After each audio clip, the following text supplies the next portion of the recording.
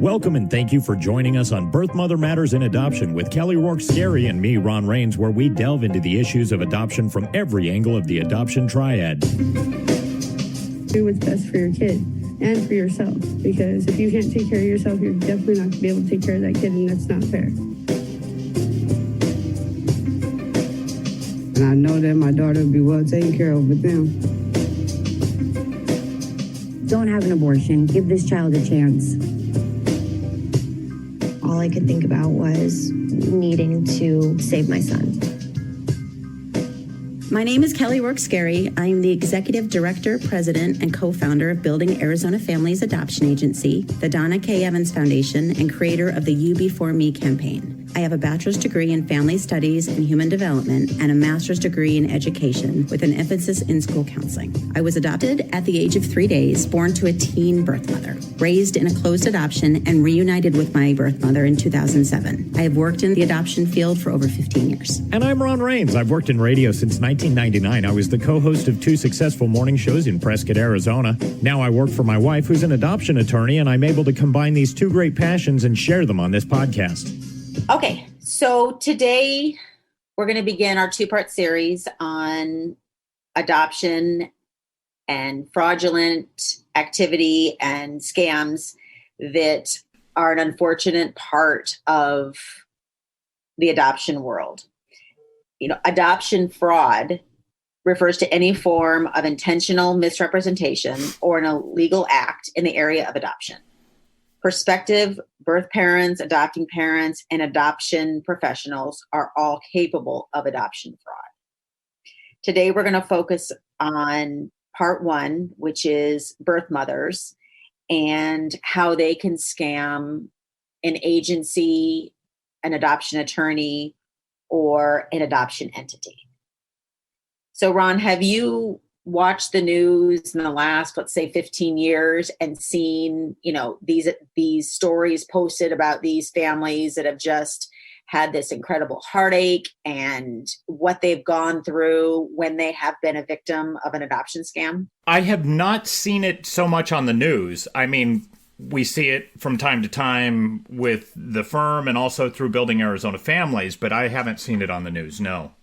Right.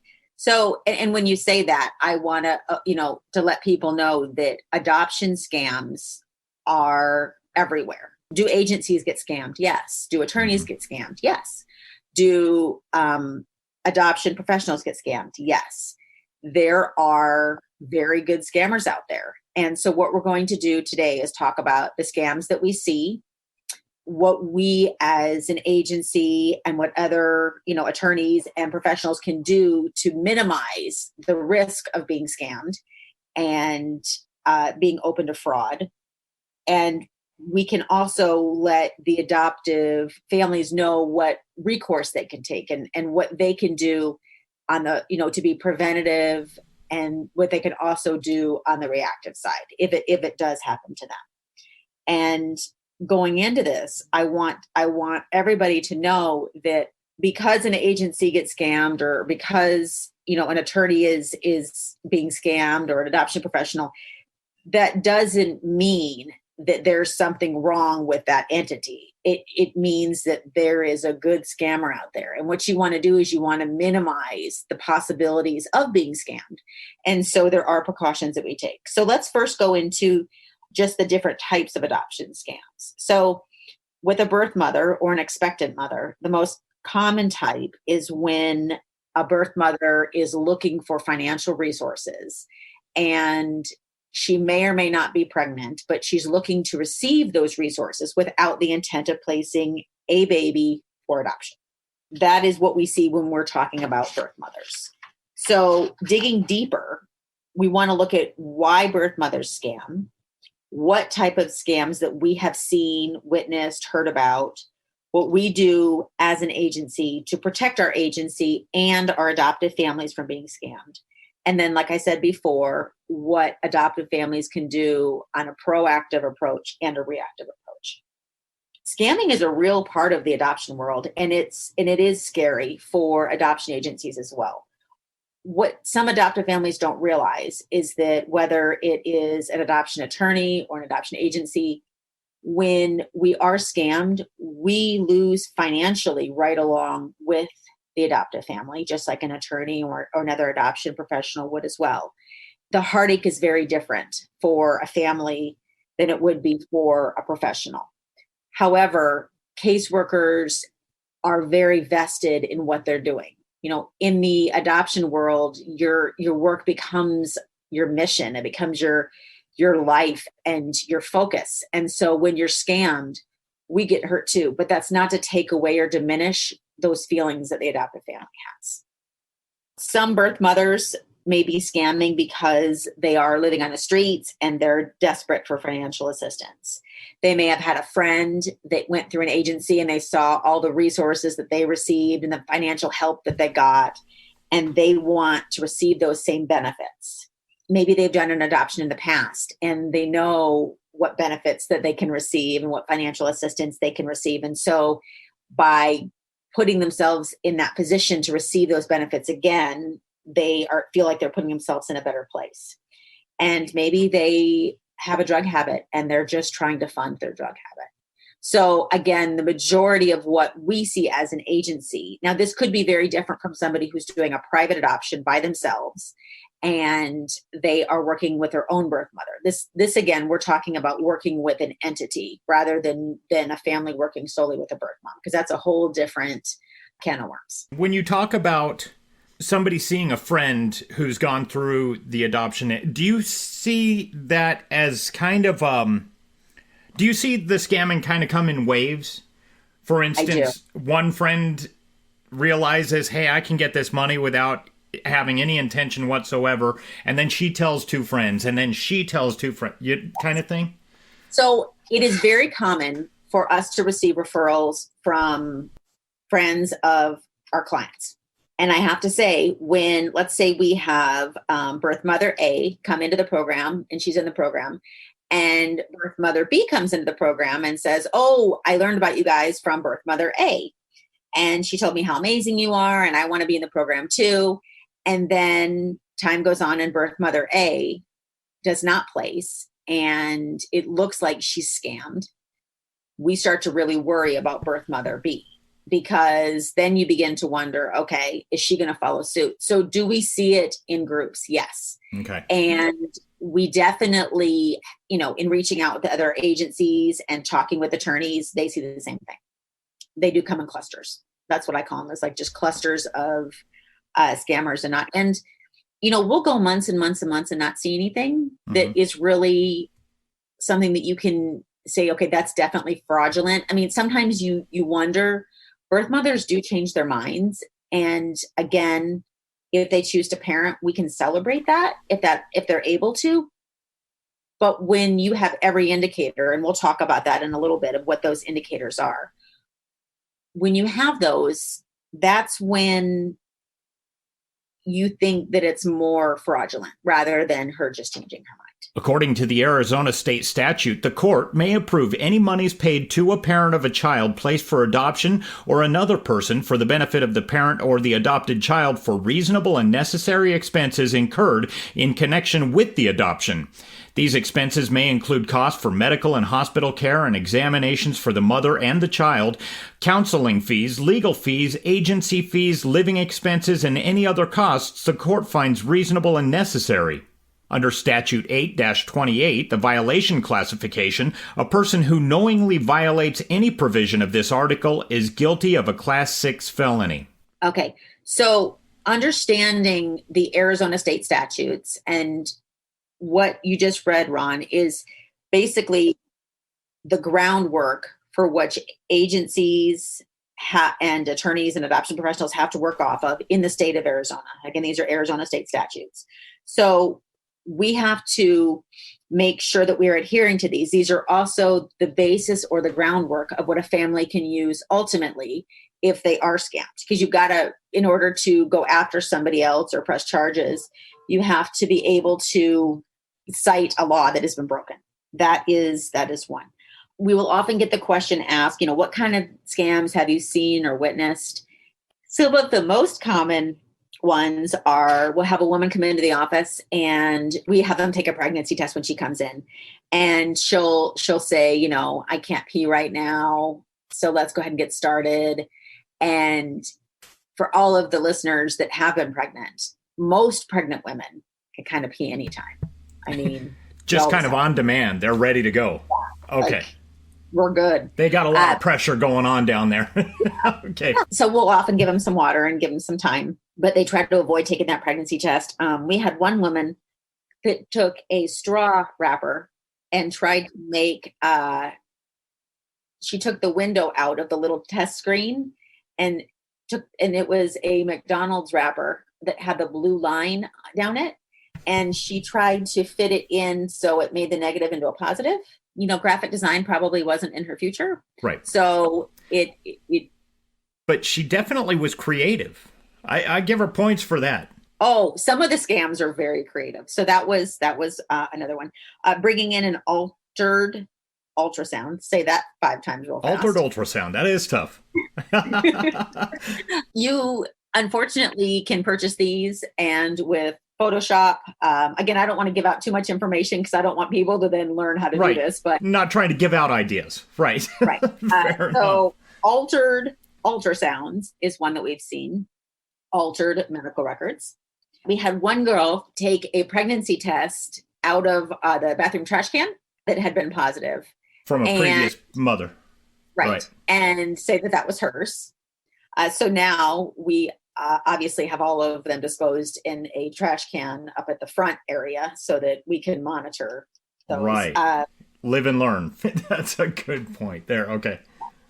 We've had women who have an unfortunate miscarriage, or they choose to have an abortion and they continue to receive the funding as if they're still pregnant. They pretend to be vested in their adoption plan when their plan is either to parent or to work with Child Protective Services. We've had women who have actually had the baby and will put a pillow underneath their shirt and pretend like they're still pregnant. Mm-hmm. And so as we encounter these, we learn from them. Right. And we have taken lots of precautions so that, what is the saying? Fool me once, shame on you. Fool me twice, shame on me. So, right. These happen once, and then we learn from them, and we have, we like to share that knowledge. But again, there's only so much I can say in this podcast because I don't want to give away some of the procedures and strategies that we use to protect our adoptive families in the agency. Mm-hmm. So because the motivation is usually for money, birth mothers are not as focused on following the protocols of the adoption plan and the guidelines of the program. So, we start to get concerned when she starts avoiding appointment after appointment after appointment. And then maybe she has signed, a medical release at the intake, but then has retracted it during her pregnancy so that we can't receive her medical records. She says that she'll do a phone call or a meeting with the adoptive family and then avoids it. That's another one. She may change her story about the pregnancy and about her situation. She may say, oh yes, I have no idea who the birth father is. Or here's another one that we've had where she says, yes, the birth father, his name is John. And he is, I don't know his last name. Yes, I've been living with him for 5 years and I have 3 other children by him, but I don't know his last name. You don't know his last name, right. We don't like to get too personal.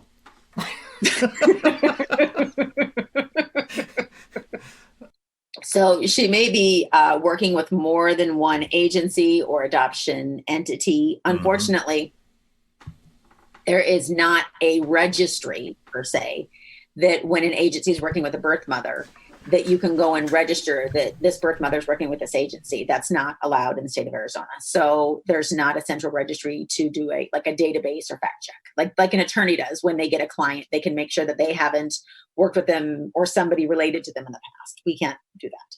The birth mother does not want to deal with the attorney or the agency, and she tries to sidebar and work directly with the adoptive family. Telling the adoptive family that the agency, she's not happy with them or the attorney's not following through and she just wants to work privately with them. So these are all concerns. I'm not going to say that these are red flags that lead us to be concerned about being scammed or, fraudulent activity going on, that doesn't mean that they are. A birth mother not going to a doctor's appointment is not a sole indicator of fraud. That happens all the time. But if in conjunction with that, you're starting to see some of these other patterns, that's where you really have concern. Right. When they start piling up, one or two, you're like, okay, it's just kind of raising the red flag. But when you start getting more and more, that's where you get concerned. So as an agency, what we do, and again, I'm solely speaking for Building Arizona Families, is we have a series of our caseworkers and people within our agency that meet with a birth mother, as well as an independent adoption counselor. Mm-hmm. I also, as a director, meet with every birth mother during the course of her pregnancy, usually when she comes into the program, during each trimester, and then before she delivers is the goal. Now with COVID, that's changed a little bit because of obviously social distancing and so forth, but that's the normal protocol. And in doing that, I have probably met and worked with over 1,000 birth mothers. So I have some experience, I'm speaking tongue in cheek, in working with them and kind of dissecting where they're going with their plan. Additionally, our director of operations had me trained by somebody who specializes in working with people to detect their ability to lie and if they're lying to you.